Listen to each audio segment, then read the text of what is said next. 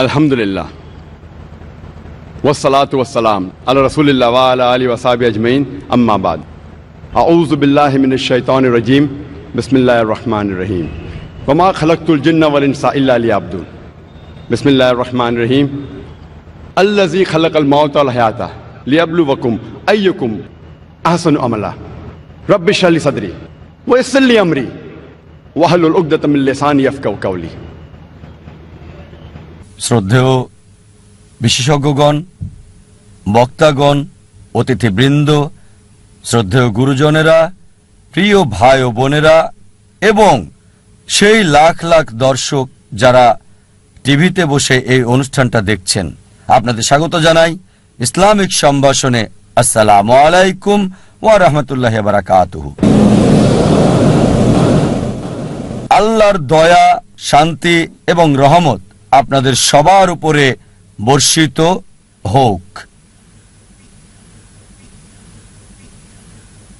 আজকে আমাদের এই 10 দিন ব্যাপী আন্তর্জাতিক কনফারেন্সের শেষ দিনে আমি আপনাদের সামনে শেষ লেকচারটা দিচ্ছি।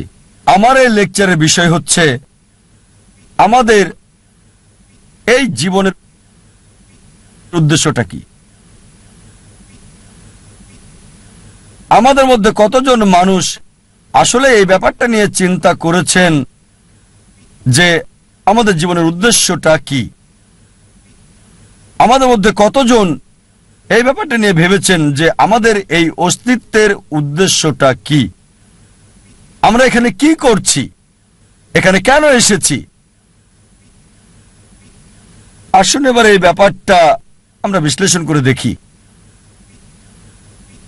আমি এখানে দর্শকদের অনুরোধ করব, আপনাদের মধ্যে কেউ যদি কখনো এটা চিন্তা করে থাকেন যে আপনার জীবনের উদ্দেশ্যটা কি, তাহলে দয়া করে হাত তোলেন।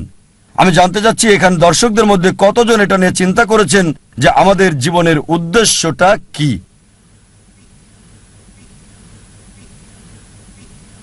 এখান থেকে দেখতে পাচ্ছি 10-15 জন, খুব বেশি হলে 100 জন। এখানে প্রায় 1 লাখ মানুষ আছেন। এটা 0.1%-এরও কম। অনেকে হয়তো হাত তুলতে লজ্জা পাচ্ছেন, তারপর এটা বলতে পারি যে এই মানুষের মধ্যে 0.1%-এরও কম এই ব্যাপারটা নিয়ে চিন্তা ভাবনা করেছেন যে আমাদের জীবনের উদ্দেশ্যটা কি। এখন আমাদের জীবনের উদ্দেশ্যটা কি এটা নিয়ে জানা খুবই কি জরুরি। আপনাদের আমি একটা উদাহরণ দিচ্ছি। মনে করেন একজন লোক হাঁটতে হাঁটতে একটা মোড়ের উপরে আসলো, তখন সে আরেকজনকে জিজ্ঞেস করলো, এই রাস্তাটা কোন দিকে গেছে ভাই? সেই পথিক বলল, আপনি কোথায় যেতে চান? লোকটা বলল, যে কোনো জায়গায়। তখন পথিক বলবে, যে কোনো পথে চলে যান, কোনো সমস্যা হবে না। এখানে এই লোকটার কোনো উদ্দেশ্য নেই। লোকটা যেসব কাজ করে তার সেই কাজগুলো কোনো পার্থক্য সৃষ্টি করে না, কারণ সে কোনো গন্তব্যে যায় না।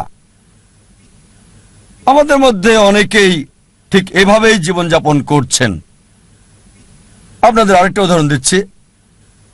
মনে করেন একজন বিল্ডার একটা বিল্ডিং বানাতে শুরু করলো। বিল্ডিং এর ভিত্তি বানানোর জন্য সে মাটিতে বড় একটা গর্ত তৈরি করলো। তাকে প্রশ্ন করা হলো, আপনার এই বিল্ডিংটা কত তলা পর্যন্ত হবে? সে বলল, আমি জানি না। বিল্ডিংটা কত স্কয়ার ফিট জুড়ে বানানো হচ্ছে? সে বলবে, চিন্তাই করিনি। সেই বিল্ডারের কোনো উদ্দেশ্যই নেই। একবার একজন লোক তার প্রতিবেশীকে বলল, আপনার কুকুরটা সব সময় গাড়ি দেখলে তার পিছনে ধাওয়া করে। ভাবছি এই কুকুরটা কখনো কি গাড়িটাকে ধরতে পারবে? প্রতিবেশী উত্তর দিল,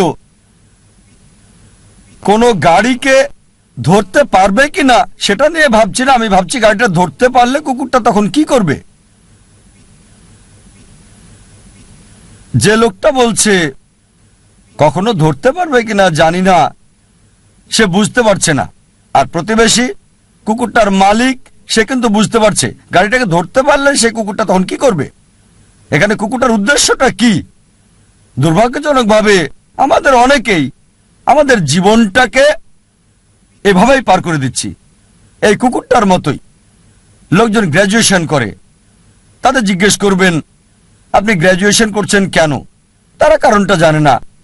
কারণটা এই যে তারা গ্র্যাজুয়েট হতে চায়। গ্র্যাজুয়েশন শেষ করে আপনি কি করবেন সে বলল আমি জানি না। আমাদের বেশিরভাগই জীবনটাকে পার করছি গন্তব্য ছাড়া লোকটার মতো, অথবা সেই কুকুরটার মতো যে গাড়িকে ধরতে পেছনে ছুটছে কোনো উদ্দেশ্য ছাড়াই। আমাদের অনেকেই আমরা না বুঝেই অন্য মানুষের উদ্দেশ্যকে নকল করি। কোন ছাত্রকে প্রশ্ন করবেন আপনি কমার্স পড়ছেন কেন, সে উত্তর দেবে কারণ আমার বন্ধু কমার্স পড়ছে। আবার অনেকেই বিভিন্ন অভিনেতা আর মডেলদের নকল করার চেষ্টা করে, তারা এটা না বুঝেই করে। একবার এক লোক গ্রাম থেকে বোম্বেতে আসলো বড়লোক হওয়ার জন্য। তাকে একবার প্রশ্ন করা হলো যে আপনি বোম্বেতে আসলেন কেন। সে তখন বলল আমি হিন্দি সিনেমায় দেখেছি অমিতাভ বচ্চন খুব গরিব ছিল, তারপর বোম্বেতে এসে এক রাতের মধ্যে অনেক বড়লোক হয়ে গেল। এজন্য আপনারা প্রায় দেখবেন বোম্বের আশেপাশের এলাকা থেকে লোকজন বোম্বেতে চলে আসে যাতে সে এক রাতে ধনী হয়ে যেতে পারে। এই কারণে আমরা দেখতে পাই বোম্বেতে বস্তির সংখ্যা বেড়েই যাচ্ছে। অনেক সময় আপনারা দেখবেন যে অভিনেতা আর মডেলরা ব্র্যান্ড অ্যাম্বাসাডর হয়, বিভিন্ন পণ্যের মার্কেটিংও করে।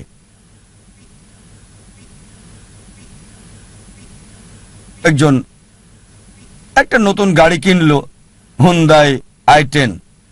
তাকে প্রশ্ন করা হলো আপনি এই গাড়িটা পছন্দ করলেন কেন, হুন্ডাই i10। সে বলল আমার প্রিয় অভিনেতা শাহরুখ খান, তার একটা হুন্ডাই i10 আছে।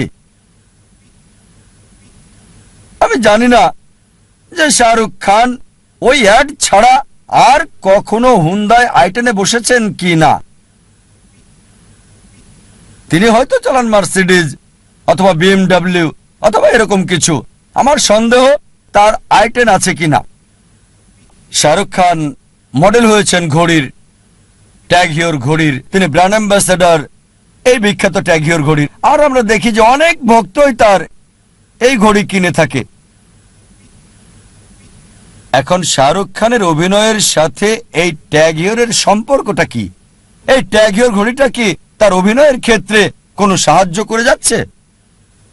আমার তো মনে হয় শাহরুখ খান বিখ্যাত হওয়ার পরে এই ট্যাগ হিওর ঘড়ি পরেছেন।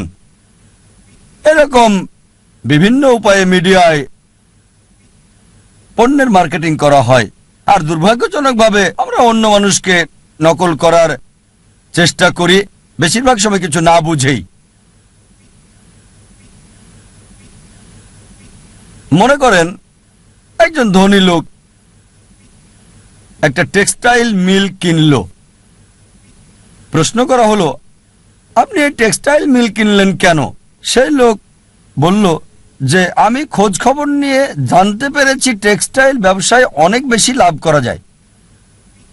তারপর জিজ্ঞেস করা হলো আপনার কাছে কি কোনো ভালো রিপোর্ট আছে? সে বলল না। ব্যবসা দেখাশোনার জন্য কি কাউকে ঠিক করেছেন? কাউকে সেই কোম্পানির চিফ এক্সিকিউটিভ অফিসার কি বানিয়েছেন? সে বলল না। এখানে কত পার্সেন্ট লাভ করতে চান আমি জানি না। তারপর কাঁচামাল কোথা থেকে কিনবেন ওটা তো চিন্তা করিনি। আপনি টেক্সটাইল বিক্রি করবেন কোথায়? সে বলল জানি না। আপনার কি মনে হয় এই মিল মালিক টেক্সটাইল ব্যবসায় কোনো লাভ করতে পারবে? আবার ধরেন আরেকজন লোক, তার একটা উদ্দেশ্য, তার উদ্দেশ্য হচ্ছে পৃথিবীর সেরা বিজ্ঞানী হওয়া। সে কি করলো? সে তখন পৃথিবীর প্রথম মানুষ আদম আলাইহিস থেকে শুরু করে এ পর্যন্ত মানুষের ইতিহাস পড়ল। এভাবে অনেক পড়াশোনা করে জানতে পারলো যে পৃথিবীর ইতিহাসে এ পর্যন্ত সবচেয়ে সেরা বিজ্ঞানী স্যার আইজ্যাক নিউটন। আর এই কথাটা সঠিক। এটা জানার পর সে কি করলো? নিউটনের মতো হওয়ার জন্য সে মাথার চুল লম্বা রাখতে লাগলো, আইজ্যাক নিউটনের মতো কার্লি। তারপর জুতা পরতে লাগলো তার মতো। তারপর সে জামা কাপড়ও পরতে লাগলো। সেই লোক কি নিউটনের মতো বিজ্ঞানী হতে পারবে? তার একটা উদ্দেশ্য আছে, তবে প্ল্যানিংটা হচ্ছে ভুল। প্ল্যানিং অবশ্যই আছে, সে বিজ্ঞানীদের নিয়ে পড়াশোনাও করেছে, কিন্তু প্ল্যানিংটা ছিল ভুল।